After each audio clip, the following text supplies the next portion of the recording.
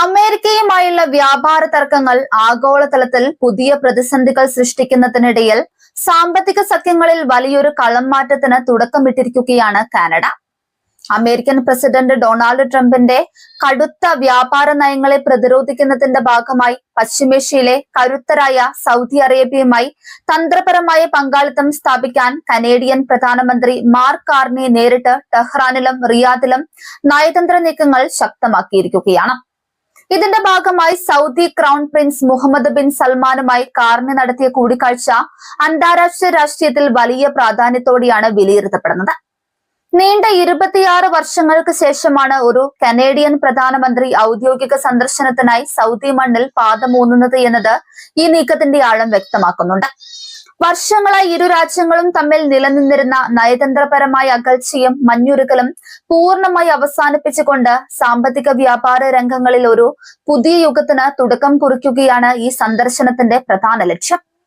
അമേരിക്കയെ മാത്രം സാമ്പത്തികമായി ആശ്രയിക്കുന്ന പഴയ രീതിയിൽ നിന്നും കാനഡ മാറുന്നു എന്നതിന്റെ വ്യക്തമായ സൂചനയാണത്.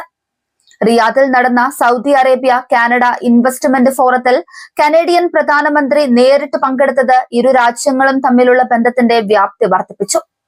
കാനഡയിലെ പ്രമുഖ വ്യവസായികളും നിക്ഷേപകരും അടങ്ങുന്ന വലിയൊരു സംഘവും പ്രധാനമന്ത്രിക്കൊപ്പമുണ്ടായിരുന്നു.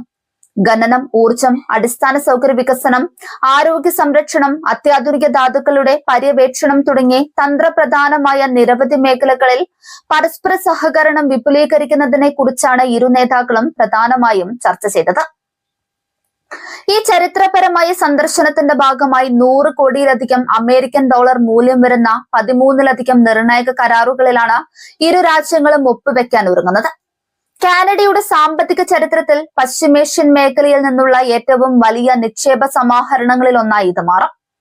സൗദി അറേബ്യയുടെ വിഷൻ 2013 പദ്ധതികൾക്ക് കാനഡയുടെ സാങ്കേതിക വിദ്യയും വൈദഗ്ധ്യവും വലിയ രീതിയിൽ പ്രയോജനപ്പെടുമെന്നാണ് കരുതുന്നത്. അമേരിക്കൻ പ്രസിഡന്റ് ഡൊണാൾഡ് ട്രംപ് കാനഡയ്ക്ക് മേൽ ഏർപ്പെടുത്തിയ പുതിയ നികുതികളും കടുത്ത വ്യാപാര നിബന്ധനകളുമാണ് ഒട്ടാവയെ ഇത്തരമൊരു ബദൽ മാർഗം തേടാൻ പ്രേരിപ്പിച്ചത്. തങ്ങളുടെ ഏറ്റവും വലിയ വ്യാപാര പങ്കാളിയായ അമേരിക്കയിൽ നിന്നും അപ്രതീക്ഷിതമായി നേരിടേണ്ടി വന്ന സാമ്പത്തിക സമ്മർദ്ദങ്ങളെ അതിജീവിക്കാൻ കാനഡയ്ക്ക് പുതിയ വിപണികൾ കണ്ടെത്തേണ്ടത് അനിവാര്യമായിരുന്നു.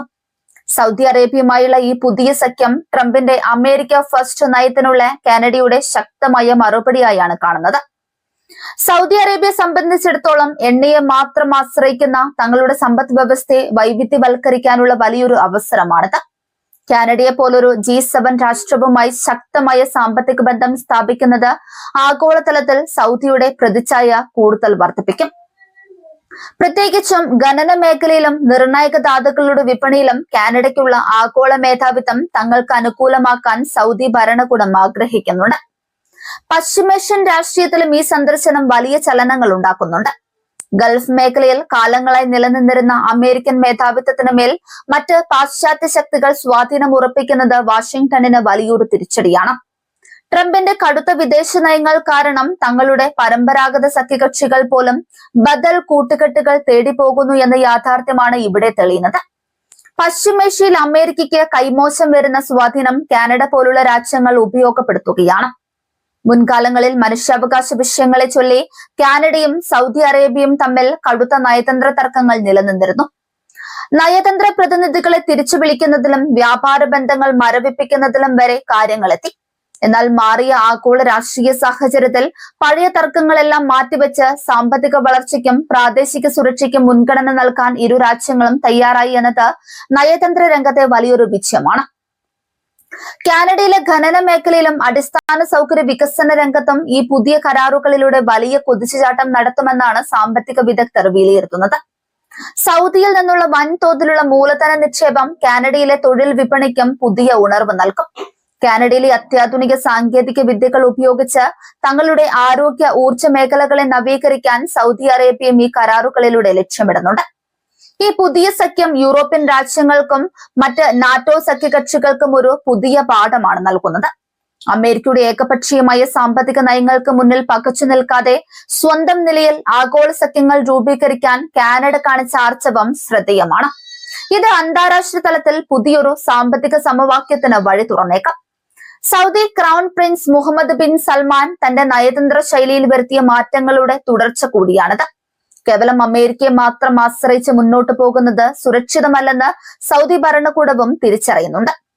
ചൈനയും റഷ്യയുമായുള്ള ബന്ധം ശക്തമാക്കുന്നതിന് പുറമെ കാനഡ പോലുള്ള മറ്റു പാശ്ചാത്യ രാജ്യങ്ങളുമായും സന്തുലിതമായി ബന്ധം പുലർത്താനാണ് റിയാദിന്റെ പുതിയ തീരുമാനം.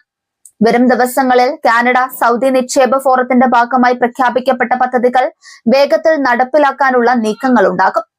ഇരു രാജ്യങ്ങളിലെയും ഉന്നതതല ഉദ്യോഗസ്ഥർ അടങ്ങുന്ന സംയുക്ത സമിതി ഇതിനായി രൂപീകരിച്ചിട്ടുണ്ട്. ഒട്ടാവയും റിയാദും തമ്മിലുള്ള ഈ പുതിയ റോയൽ ഡീൽ പശ്ചിമേഷ്യയുടെയും വടക്കേ അമേരിക്കയുടെയും വ്യാപാര ചരിത്രത്തിലെ നിർണായകമായ ഒരു അധ്യായമായി മാറുമെന്നുറപ്പാണ്. ട്രംപിന്റെ ഭീഷണികൾക്ക് മുന്നിൽ കാനഡ ഒറ്റപ്പെടില്ലെന്ന ശക്തമായ സന്ദേശമാണ് മാർക്ക് കാർണി ഈ സന്ദേശത്തിലൂടെ ലോകത്തിന് നൽകുന്നത്. അമേരിക്ക തങ്ങളുടെ അതിരുകൾ അടയ്ക്കുമ്പോൾ കാനഡ തങ്ങളുടെ ആഗോള സഖ്യങ്ങൾ വിപുലീകരിക്കുകയാണ്.